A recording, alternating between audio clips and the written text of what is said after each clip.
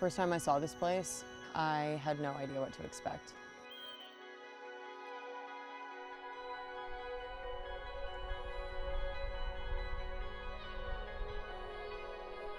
I think the first thing that you notice is the land. The second is the structures and how they're integrated into the natural environment. We are in the middle of the jungle trying to build the world's most sustainable modern town.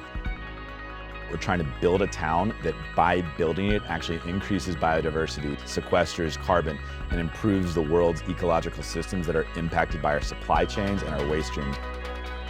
Civilization is built from neighborhoods and towns, and so we can't actually be a sustainable civilization or a sustainable species until we learn how to build sustainable towns. We have to create enough value here through developing infrastructure and planting enough fruit trees and things like that, that no one will ever want to come through and just turn it into a cow field ever again.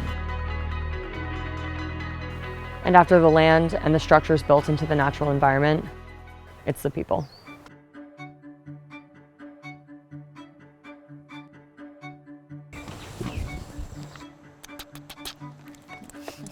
It's so gross.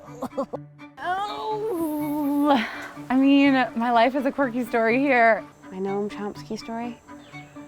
I woke up and I said, shoot, Bassie, he's got no time left.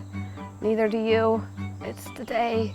And I ran over to the internet and I just word vomiting through the fingers into an email with Noam Chomsky and pressed send and didn't know what I had done. And he was great and we chatted for a while. Trying to come off a little like a little more wisdom, because I just had it like the tips like frosted, a little gray, just to make me look like I'm 27, 28. Hey Candy, I love you. I'm gonna get a tattoo of you. If you are a sociologist and you're not here, you are missing out. Right. So maybe the craziest thing we're trying to do here is to build a green economy from the ground up.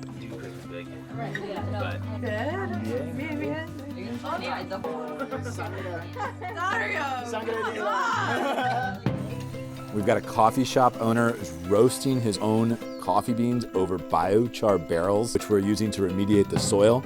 Our distiller who's making rum and whiskey with ethical inputs, who's taking the byproduct to making biodiesel, feeding that into making soaps, to making fertilizers to go to the greenhouse.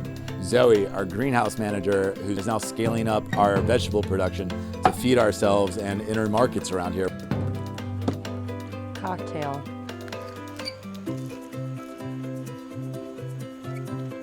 Here's like something you need. Whoa, that's a ditch. Michelle teaching engineering, researching how we can use hydro to produce renewable energy in a way that doesn't disrupt watersheds.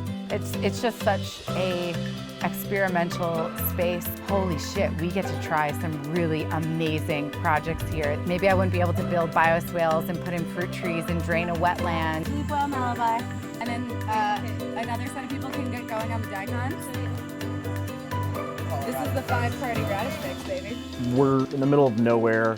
That enables us the opportunity to really experiment with various kind of cultural, scientific, agricultural practices without having the same sort of consequences that we might otherwise have.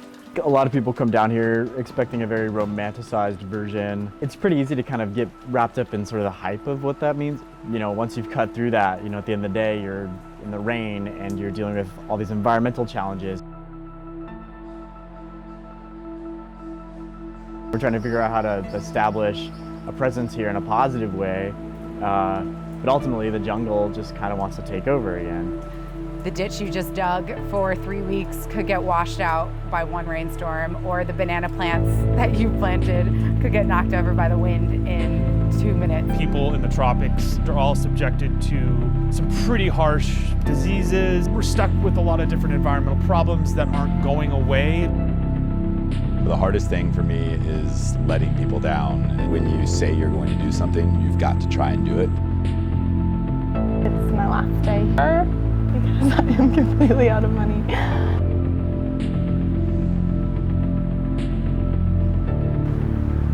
And I'm sad about it because I love this place so much. Obviously. I love these people so much and this land.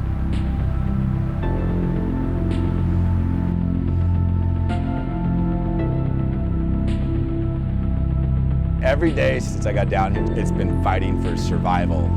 A couple of years ago, I called my dad and I said, Dad, I feel like I can't sleep and I feel like I'm gonna vomit. I think this is gonna fail. And he said, most things don't work, but I can tell you that vomiting or losing sleep aren't gonna help you get this to work.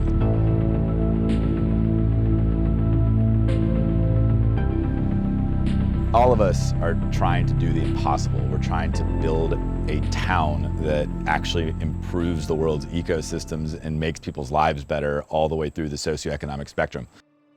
If we're having a good day, it's a great day. And if we're having a really hard day, that's kind of the way it's supposed to be. I want our mission to be inevitable, and I don't really care how we achieve the mission. If we got to change tracks 10 times, that's what we've got to do.